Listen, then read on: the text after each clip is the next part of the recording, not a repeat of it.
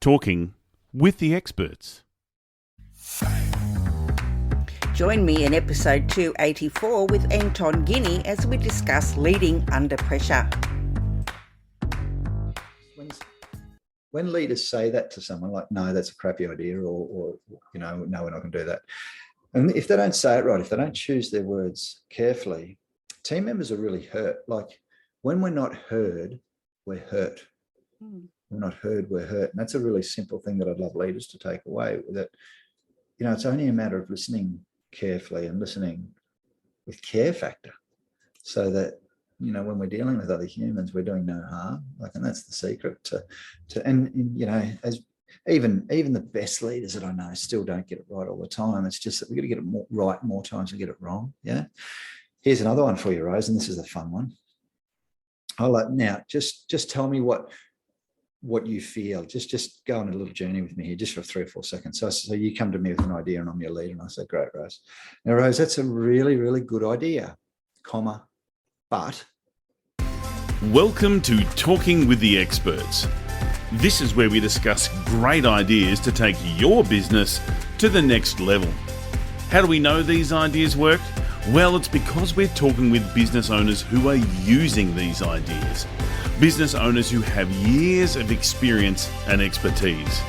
All things business by business owners for business owners. And now, here is your host, Rose Davidson.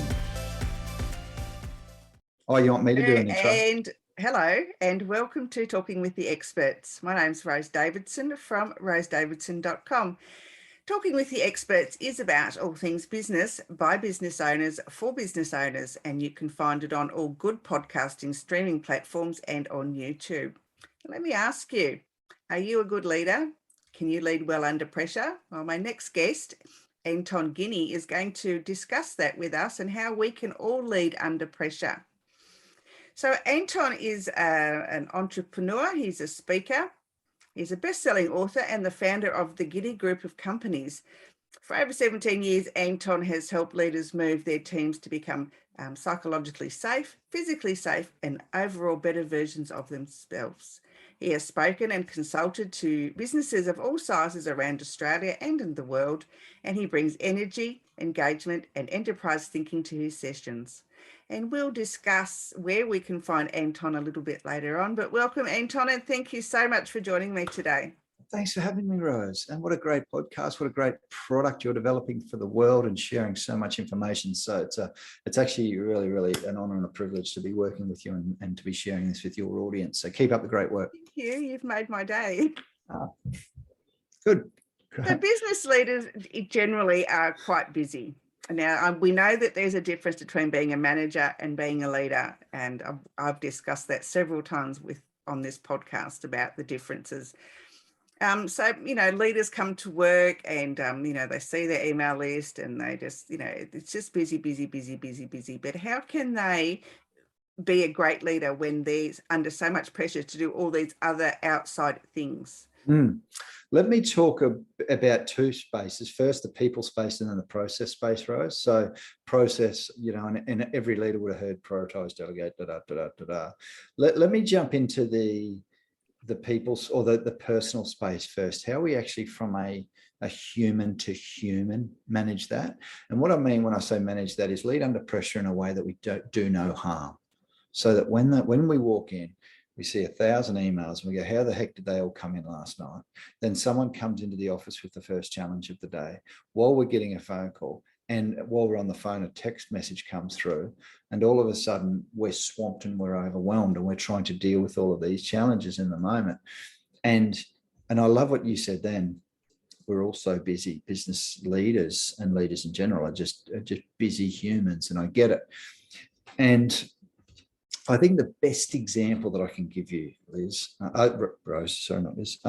Rose, happened on March 27, 2022, which is a fantastic day for the planet to see how to lead under pressure and how not to. And I think the Will Smith example was a great one, because I think what we saw then was how not to, how to lead under pressure. See, all of those things that we come into, whether it's an email list, whether it's a phone call, whether it's someone needing help, really all they are is external impetus, or they're just the things that come into our sensory awareness. They're just impetus, or I don't know, things that need to be actioned. Here's the thing. We can let those things trigger us, or we can take charge. We can be triggered or we can take charge. Now, what that really means is, so when I say we can be triggered, where our emotions are stored is at the back of our brain in our limbic system, and words have power in them. So the thing about leadership under pressure is really about having this conscious control to know that we're ready for no matter what people can say to us or how they say it, even if it's in a bit of an aggressive way. I need this done now. Okay, cool. Thank you for letting me know. There's a real way to respond with conscious control, because our emotional control, Rose, drives our behavioral control. So whatever we feel drives how we behave. Now, how we behave determines whether we can control a situation or not, and that's the key. Emotional control drives situational control. And because we're bombarded so much with so much external stimulus, we really need to be able to, from an emotional perspective, and we're not even talking process yet, like, yeah, Ali and I just did our daily thing, and if I move this, you'll see our board behind us for our actions. Like I get the action piece, but it's really this emotional control. It's this staying present. It's about knowing that your words have power in them. And you can very quickly and easily, as a leader or as a human, hurt another human by not having that, just by saying something that you think in the moment, and you give yourself permission in the moment to say or do, as Will Smith did. So we're going to remember that for the rest of our lives, the Will Smith thing, right? Because it was so powerful. There's so much energy in that. And it was so wrong what Will Smith did. And it was so uncalled for, right? There's so many things about that. Now, you could probably remember, and I say this in my talks, Rose, that I say to people, just remember the conversation that a leader had with you that really hurt your heart. And I say, how long ago was that? Oh, about 30 years or 20 years or 10 years. People don't forget them. So as leaders, what we need to know is that we have this responsibility to remain in control so that we don't hurt other humans, so that in 20 years' time, they're not talking about Rose or Anton saying, geez, they were a crappy leader because they couldn't control their emotions. And every time it went south, they blew up, right? We don't want to be that leader. So that's the first part, is this emotional control, and it's emotional intelligence, emotional quotient, whatever you want to call it. Daniel Goleman wrote the book on it, where it's, self-awareness and self-regulation of our emotions, and social awareness and social regulations in a matrix. But it all comes back to, knowing how we're feeling about a situation and knowing what our triggers are, because there will be things that trigger us. And so we've got to know how to respond to those triggers.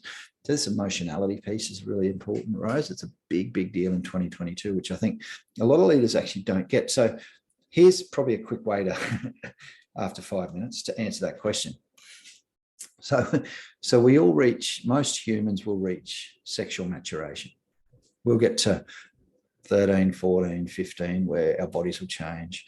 And the way that we define sexual maturation, as everyone knows, is being able to conceive or to produce another human, to be able to reproduce. So that's sexual maturation. Here's the question for leaders. When do you reach emotional maturation? And when have we? I know. Great body language. Great body language. When can we say, when can you and I put a hand on our heart, or when can a leader put their hand on their heart and say, well, I've reached emotional maturity? Oh, I haven't reached it yet. Me either. But it's good to be working towards it, right? Well, they say that men are 30 and women are in their about 25. It's what they say. But, people still... still don't use the 5, 4, 3, 2, 1 rule. They don't stop to think before they open their mouth. They don't engage brain first.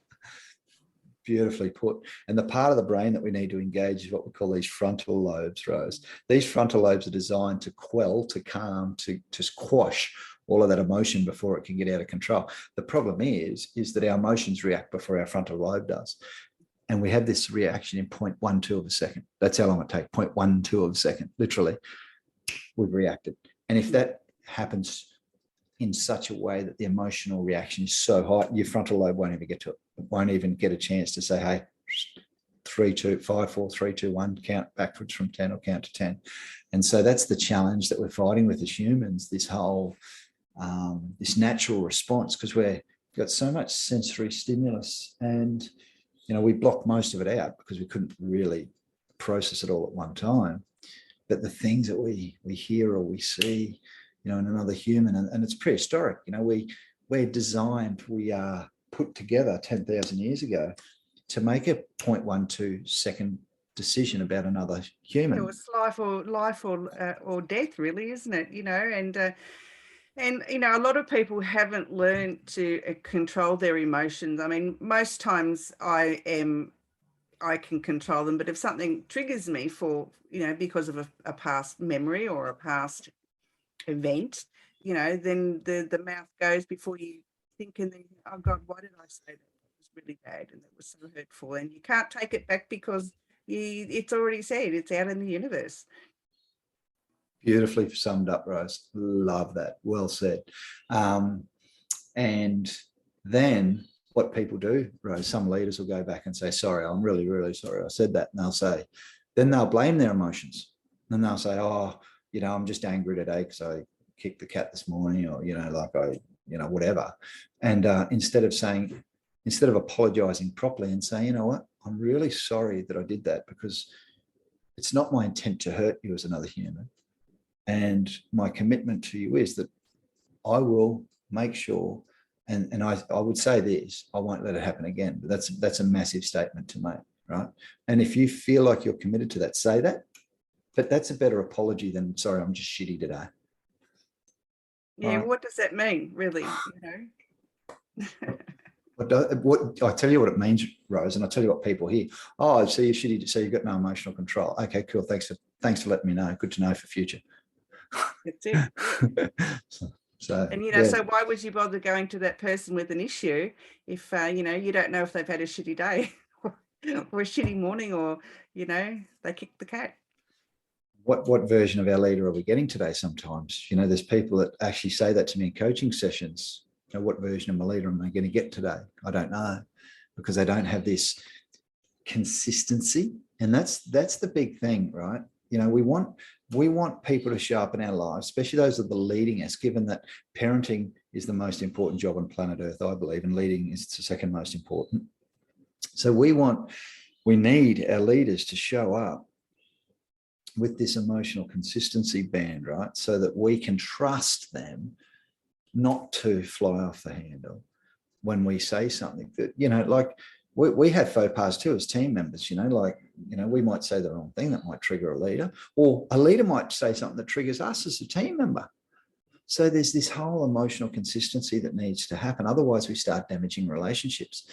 And what happens, Rose, is that there's this other part to our Venn diagram. So we have control, care factor, and then courage. And I'll tell you about the care factor piece. A little company that you might have heard of that we use pretty regularly, starts with a G when we need to find information out.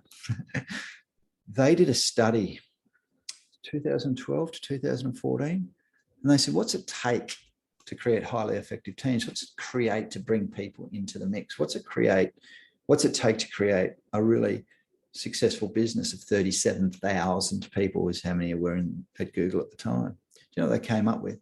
Psychological safety, Rose. They're the words.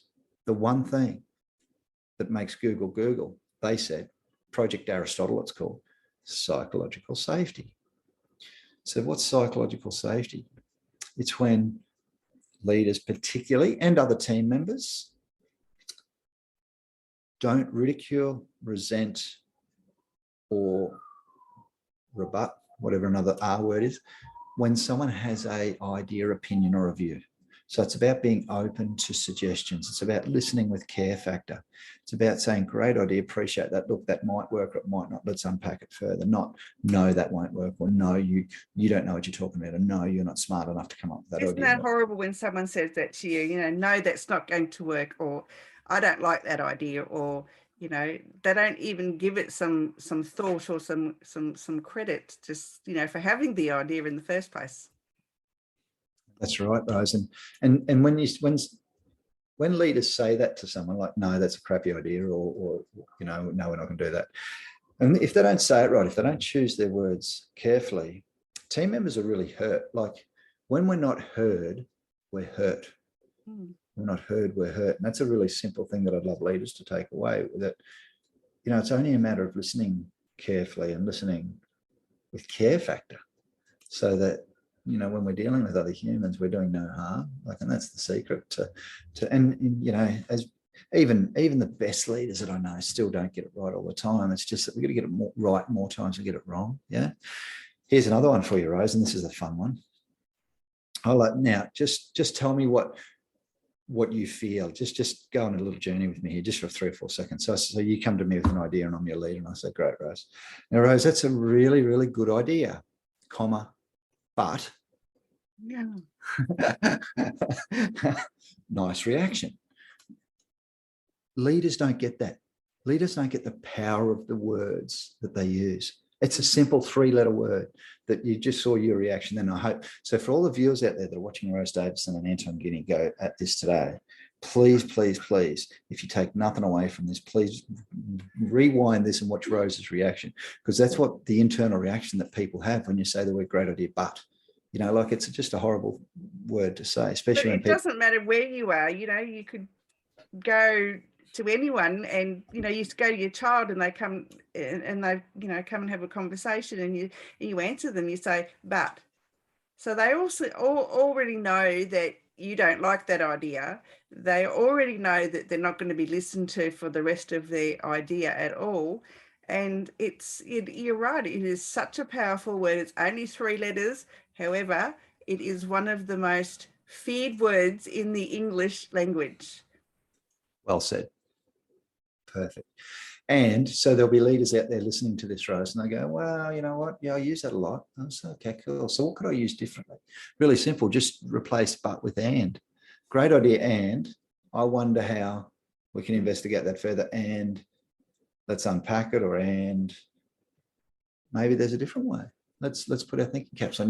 The word and is very inclusive, brings people into the circle, Rose. So, but to and that comes from the book Fierce Conversations by Susan Scott, which I really, really highly recommend every reader reads the book's Fierce Conversations, because it's such a great book. And I'd love people to think about, so we talk a lot about not so much fierce conversations, but caring conversations.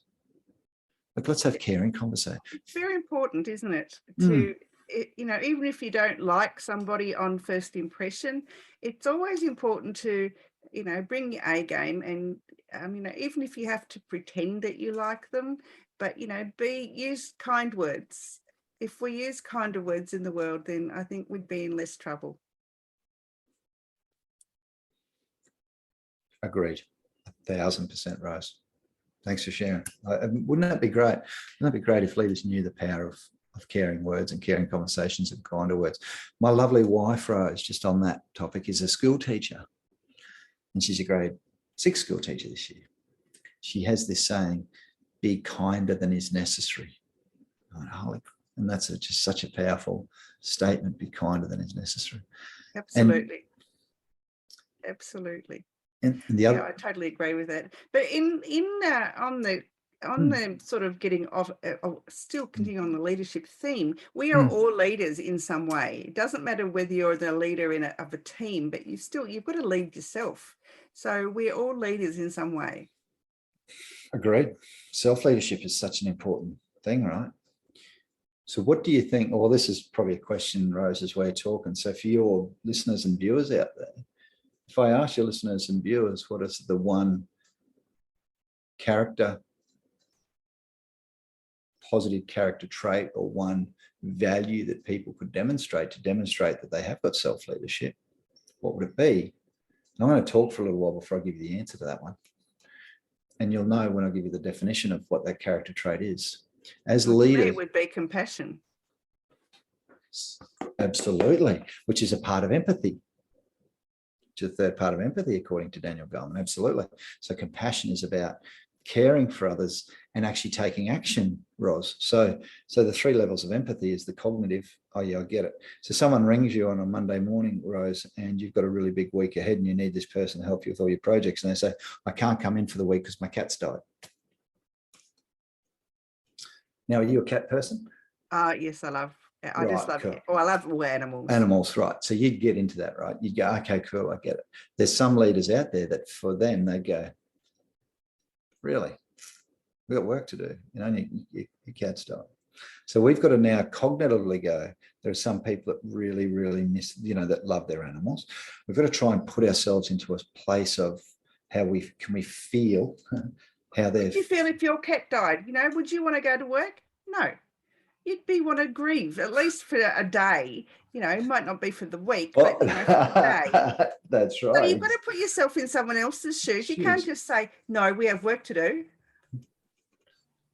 Some leaders do though, Rose. I know, and I don't like those leaders. I don't think they're good leaders at all. Well said. And so we've got to sort of put ourselves in their space, right? And the compassion piece, Rose, is a really interesting one, because compassion is actually taking action to help. This is what people don't realize. And I love the fact that you brought the word up, compassion. Helping someone else through your actions. So for that person, if they need a week, maybe it's a week, or you say, look, is 3 days enough? Or is 4 days enough? Can we come back on Friday? Maybe the action is, hey, are you okay? Do you need me to help you with the vet? Have you got enough money to pay for a funeral? What can I do for you to serve? That's compassion. Not many people get that part of compassion. And how can I help? And they might say, no, I'm okay. I'm getting through it. I'm getting through this. Okay. The thing about compassion, though, is being there for another human and giving your time, your talent, or your treasure when you need to. You need to be heart-centered, don't you? I don't know. I'm naturally heart-centered anyway. So, I find it easy to empathize with people if there's, their cat died or whatever, it's easy for me, but it's not so easy for others. I understand that. And that's the challenge, Rose, isn't it? How do we teach leaders that, 1, aren't heart-centered, that 2, have got all this going on, that probably don't have much of this? How do we then get them to the space of where they're compassionate, where they're caring, where they're in control, care factor, and they have courage? Here's a thought. Here's one of the other things that I think from a self-leadership perspective: integrity. So if I ask your listeners out there for a definition of integrity, we'd probably get different definitions. Integrity is about saying what you're going to do and then going and doing it, because you know that your team's hanging off every word. And then especially when it's like those emotional conversations, like if you say you're going to help someone, please follow through. Because leaders will forget what they've said. Oh, did I commit to that? Or did I promise that? Or did I say we're going to do that? Yeah, and that happens, and we have this thing called miscommunication. I get that. And at the end of the day, though, what we've really got to do is make sure that from a self-leadership perspective, and this starts at home, right, Rose? This is like, if we say we're going to go and run a marathon, or we're going to go and do some self-development, or we're going to go and do a knitting class, or we've got a calligraphy course there. If we say we're going to do that, follow through and get it done. Because if we don't, that affects our own confidence, and we can actually get a little bit down about that if we're not hitting our own goals for ourselves. Absolutely. I totally agree with that. So that's a real integrity thing. So I love what you said, self-leadership. Do the self-leadership work, Rose, that it takes to help you develop the skills that you need to be emotionally controlled, care factor, and compassionate, and then have that courage to try, tell, and trust. So what's the process then, Anton? Process. Oh, the process. Great stuff. So that's the people part, right? So process. All I say to leaders, Rose, is how long is your to-do list? How long is your to-do list for today? How long's a bit of string? That's right. So here's a little tip for leaders. And I got this from a person that runs a $500 million business. I listened to him on stage one day. And he said, here's the thing, we all have 10 items on our to-do list. There's only 2 to 3 of those that are actually going to really crank the wheel today to actually. They're really important and they really must have to do things. Yes. Yeah, I understand about to-do lists. Yes. That's it. We all write them, and then really there's only 2 or 3 things that are really, critical. So why don't we just start with those? Why don't we just circle those and say everything else is nice to do? These are the need to do's. Let's just get them started. Let's get them done. Now, I think, Rose, that the word delegation's probably been overused in all the years over time for leaders. And so I get that it's been overused, though I still think instead of delegation, I want to use the word allocation.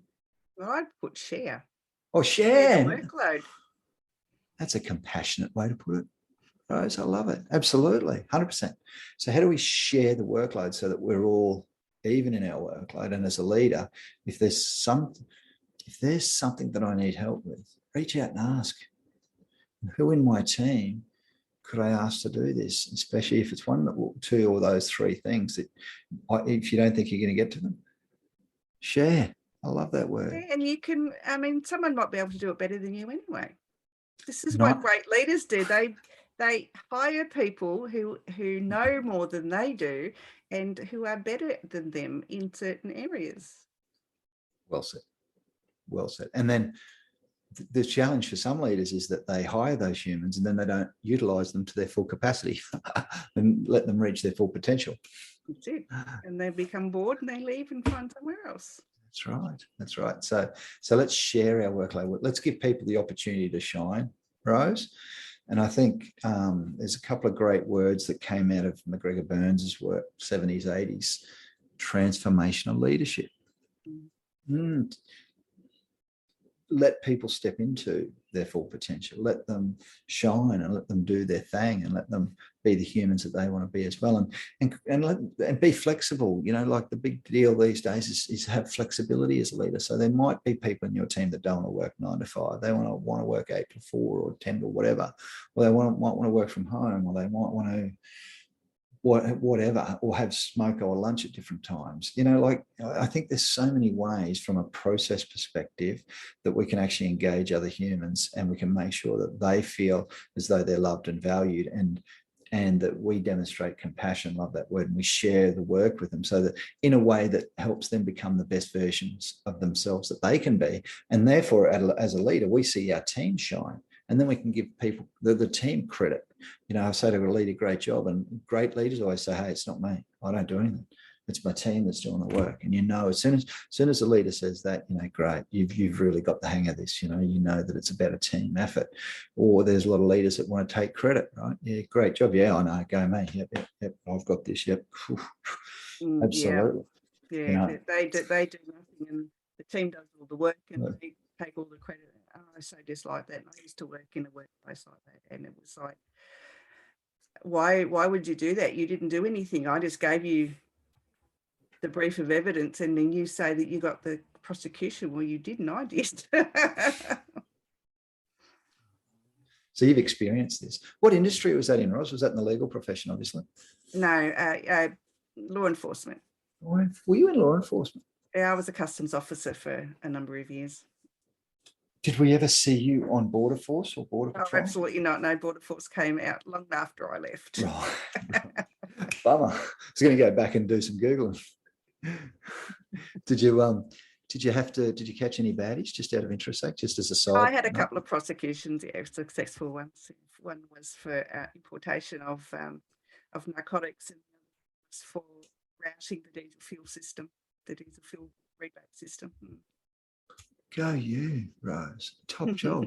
Making a little difference. And now you're making a difference in the podcasting industry. I am, yes. I'm hoping to. I'm hoping that what I do helps others.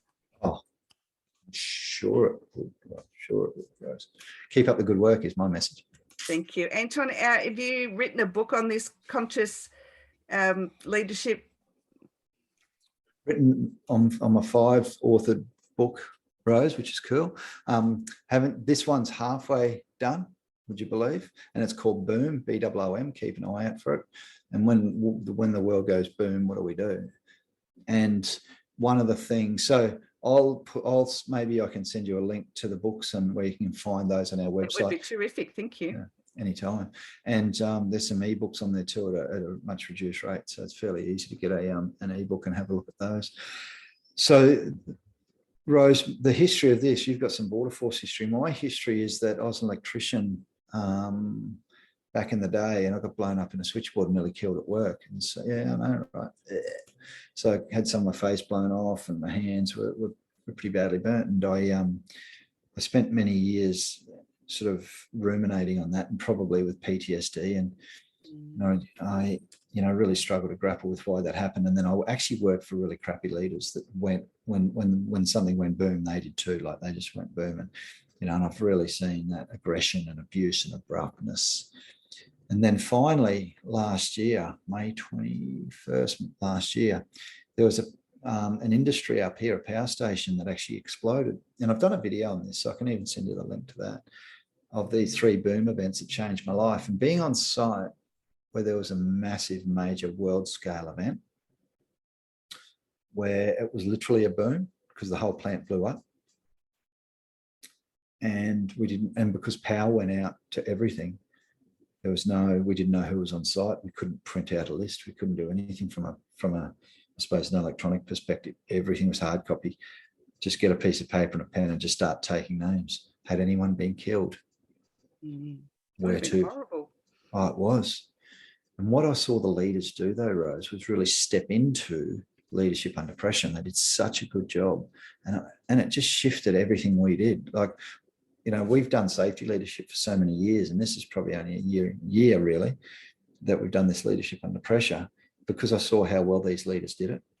And I've said to them many occasions, including their CEO, Andrew Bills, just how amazing it was to see those leaders not lose their control and step into this. And that's where this model that I was telling you about, courage, care factor and control, came from, out of that, just observing that behavior.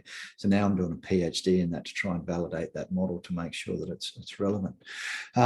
Anyway, so yeah, please go to theguineagroup.com.au, grab a copy of an ebook, or obviously a hard copy book. There's 5 there. My favorite's called The Choice Point, which is about the choices that we make in life, and emotional control is really a choice. How we feel on a daily basis is a choice too.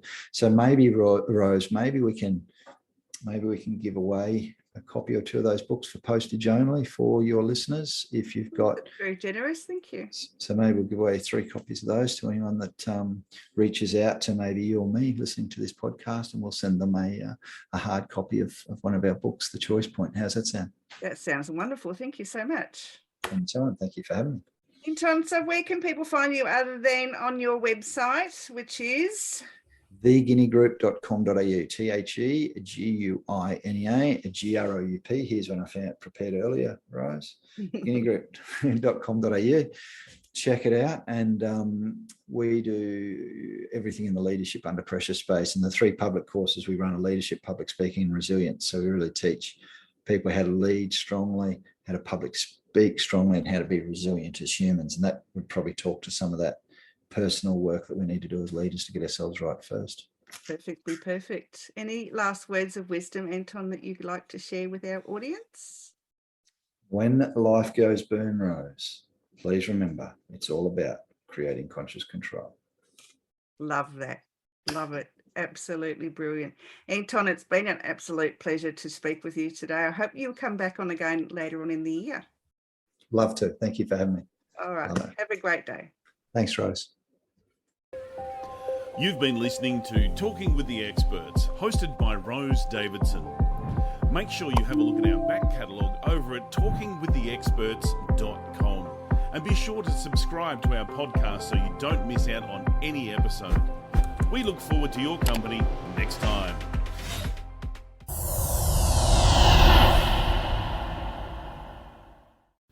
Talking with the Experts.